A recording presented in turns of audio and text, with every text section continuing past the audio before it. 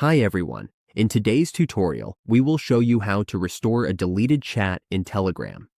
Please note that permanently deleted chats cannot be recovered. Let's check other devices, pop-ups, and chat backups to see if it is possible to retrieve your messages. Now let's get started.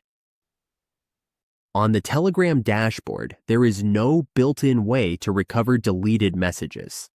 However, in some cases, Telegram may have backed up your deleted pictures or messages, or you may have saved messages.